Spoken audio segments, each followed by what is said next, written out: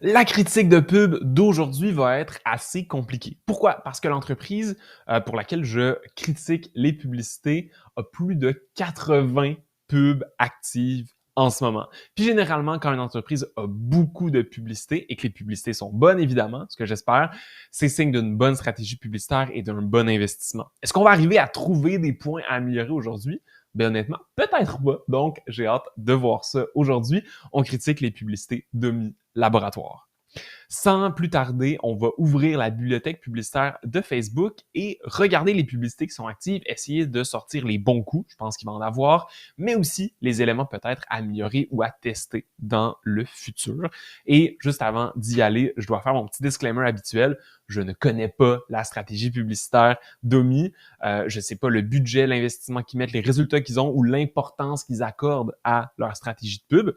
Donc évidemment, je ne suis qu'un juge extérieur. Peut-être qu'il y a des tests que je vais proposer qui ont déjà fait dans le passé ou peut-être qu'il y a des bons coups que je vais sortir que finalement pour eux, ça ne génère pas les résultats prévus. Mais le but, c'est que tu puisses retirer tout ça et avoir des bonnes pratiques pour ta propre stratégie publicitaire, tes propres campagnes, tes propres pubs. Donc, j'espère que les publicités d'Omi et mes commentaires vont pouvoir t'inspirer.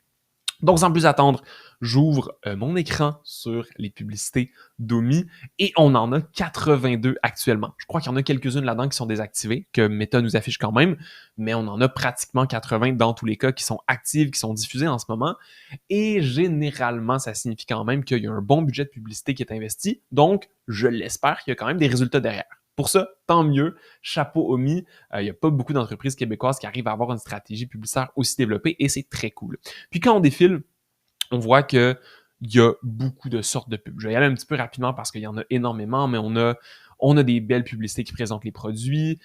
On a des pubs un peu plus natives. Là, ici, on a une recherche Google, comment les meilleurs produits pour la peau en 28 jours avec des images qui présentent le produit. C'est très, très cool. On aime ça varier les concepts visuels, puis on aime ça pas juste avoir des photos très léchées. Donc là, ici, c'est quand même très bien de ce côté-là. On a vraiment plein de choses. On a des vidéos qui présentent les formules, les nouveaux produits, des vidéos, ici, un UGC d'une cliente qui a reçu le produit et qui a transformé sa peau avec une nouvelle routine. On a vraiment beaucoup de choses. On a des comparaisons, soins personnalisés versus soins génériques.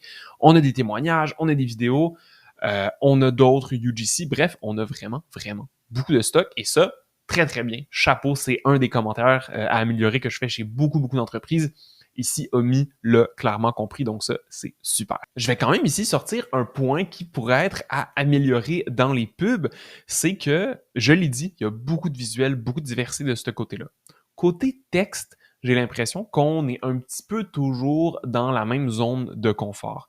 On a des textes qui sont assez courts, qui sont assez directs et qui sont très bien en soi. On présente les bénéfices principaux, ça l'exfolie, ça l'hydrate, ça s'adapte à ta peau, tout ça. On le fait en français, on le fait en anglais. Pour moi, ça, c'est très bien. Par contre, je pense qu'on pourrait aller beaucoup plus loin. Ce qu'on s'est rendu compte chez beaucoup de nos clients, c'est que des textes comme ça marchait bien, mais des textes plus longs, plus développés, ça pouvait aussi avoir des très, très, très bons résultats et c'est pas les mêmes sortes de textes qui parlent aux mêmes personnes. Donc, en scaling publicitaire, quand on se met à investir des très, très gros budgets, des dizaines, des centaines de milliers de dollars dans les mêmes campagnes, on veut avoir les publicités les plus variées possible. On est moins sur la recherche du coup de circuit, la pub parmi toutes les autres qui va générer tous les résultats, mais plus l'ensemble de publicités, le portfolio de différentes pubs, toutes différentes les unes des autres, qui vont chacun aller chercher leur bon type de clientèle et les gens qui vont bien répondre à ces publicités-là. Donc, qu'est-ce que je veux dire concrètement? Ben, ça peut être de tester des publicités qui sont beaucoup plus longues. Par exemple, vous parlez de l'histoire de la création du produit. D'ailleurs, ça fait des bonnes vidéos, ça aussi, mais ça se teste bien en texte. Donc, qu'est-ce que c'est l'histoire? Est-ce qu'on a des bonnes anecdotes à raconter de ce côté-là? Nous, c'est des publicités qui marchent très, très, très bien avec plusieurs de nos clients. Ça peut être aussi l'histoire de l'entreprise, les valeurs profondes, ou même, pourquoi pas, venir nous expliquer vraiment plus en détail qu'est-ce qui fait que les produits d'Omi et la personnalisation derrière ces produits-là, c'est si supérieur. Ça pourrait être l'équivalent de venir faire une vidéo pour vraiment expliquer tout ça, peut-être avec des détails techniques, peut-être en rendant ça ludique aussi, mais ça se fait aussi dans le texte. Chez Omi, on a décidé de faire des soins sur mesure parce qu'on s'est rendu compte que les soins génériques, ça ne s'adaptait pas à toutes les peaux. On s'est rendu compte de ça en faisant tel test, tel test, tel test. Et puis, pour faire nos soins personnalisés, ben voici ce qu'on fait. On vient tester votre peau, on vient sortir un peu sa composition, ses besoins, ses carences, etc. Et on vient créer le produit. Comment est-ce qu'on fait? Ben, on fait ça en laboratoire, etc., etc. Donc, de venir détailler tout ça, ça ne viendra pas rejoindre les mêmes personnes que les publicités actuellement parce que souvent en publicité, on pense qu'il faut avoir le truc court et punchy pour générer le clic puis qu'ensuite notre boutique en ligne, notre site web va faire le reste. Et c'est vrai d'une partie, mais il y a beaucoup de gens qui vont voir ces publicités-là, ils vont pas cliquer. En ayant des publicités complètement différentes qui vont les amener ailleurs, ça peut générer ce trafic-là en plus. Et oui, parfois, ça fait en sorte de générer moins de clics parce que les pubs sont plus longues, plus complexes, mais souvent, les clics sont plus qualifiés et convertissent mieux. Donc, c'est sûr que c'est un test que je recommanderais de ce côté-là. Les publicités actuelles sont très bien, mais je pense qu'on peut en faire d'autres qui viennent chercher ces angles-là, peut-être un peu plus différents, un peu plus longs travaillés, mais qui peuvent être extrêmement performants. Un point positif aussi sur lequel je voulais attirer ton attention, puis je pense qu'il est des fois quelque chose de négligé chez beaucoup d'entreprises, c'est le renouvellement des pubs. On ne se rend pas compte à quel point le fait de rajouter des publicités régulièrement, plus on met de budget, plus on doit le faire souvent, ça vient influencer positivement nos résultats. Mais si on regarde Omi, on a des publicités. Moi, je tourne la vidéo début octobre, on a déjà des pubs qui ont été lancées. Ici en octobre. On a des publicités en septembre aussi. Puis je pense que si on recule, on va continuer d'en avoir comme ça dans les derniers mois. Au moins, ça montre que Omi renouvelle ses publicités ancrées et fait pas juste se reposer sur ses lauriers. Des fois, on a ça, une entreprise qui va créer des très, très bonnes publicités. Les publicités marchent bien et c'est bon, j'ai compris la pub, j'arrête, j'ai plus besoin d'en faire d'autres parce que mes publicités marchent. Puis là, ils se retrouvent 3 mois plus tard à avoir plus d'inventaire publicitaire parce que les pubs ont perdu en performance. Donc, pour moi, ça, c'est très, très bien. On crée clairement beaucoup de publicités. On a une belle variété et elle est récente. Donc, on a des pubs en septembre jusqu'en juin là, dans les plus anciennes. Mai, avril, ça montre quand même qu'il y a eu beaucoup de renouvellement. Et les bonnes publicités qui continuent de marcher, on les garde. Et les publicités qui perdent en performance, ben, on les remplace par des nouvelles. Quand je recule dans les plus vieilles publicités, je vois qu'il y a pas mal de vidéos UGC, des vidéos de clientes qui ont testé le produit, qui nous parlent un peu de tout ça. Donc, par exemple, ici, voyez comment SkinAI a transformé la peau d'Anaïs, une routine de soins personnalisée, adaptée spécifiquement pour ses besoins, lui a permis de retrouver une peau saine et lumineuse. Incroyable, génial, on aime ça les vidéos UGC, c'est parfait. Rien à dire là-dessus.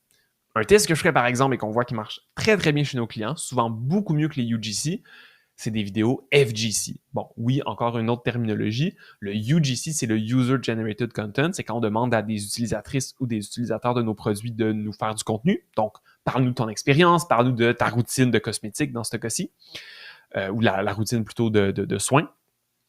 Mais des FGC, c'est du Founder Generated Content. Donc, concrètement, qu'est-ce que ça veut dire? Ben, c'est que plutôt que de demander à des clientes de faire des vidéos, on pourrait demander aux cofondatrices, Rachel et Andrea, de nous faire des vidéos très, très simples, pas besoin de la grosse production, juste de elles peut-être, sur une chaise, qui nous parle et de nous expliquer l'histoire de l'entreprise, nous présenter les produits, nous présenter comment ça fonctionne, peut-être les valeurs profondes, ce qui dirige un peu tout ça. Si elles ont des anecdotes à nous partager, ça fait des très bonnes vidéos aussi.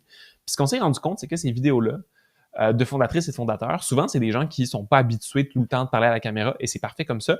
Ça a tellement un côté authentique et vrai de partager sa passion pour son entreprise, de partager son expertise aussi. Je pense que dans le cas d'Omi, il y a sûrement une énorme expertise derrière qui découle puis qui crée un peu tous les produits parce qu'on s'entend que c'est des produits pour la peau, c'est pas quelque chose que je peux faire moi sans expertise, juste inventer ça à la maison. Donc, il y a une grande passion derrière, il y a sûrement ça, et on veut le partager en vidéo. Souvent, c'est des publicités qui marchent vraiment très, très bien parce qu'au lieu de se faire présenter les produits par la marque Omi qu'on connaît pas, qui peut nous apparaître un peu froide parce que Omi, c'est une marque, c'est pas un humain, on s'entend. Ben, le fait d'avoir les cofondatrices qui nous partagent ça, ça vient créer ce lien de connexion beaucoup plus rapidement, un lien de confiance aussi. Et ce qu'on s'est rendu compte chez beaucoup de nos clients, c'est que ça génère des meilleurs résultats que pratiquement tout le reste et que les vidéos UGC aussi.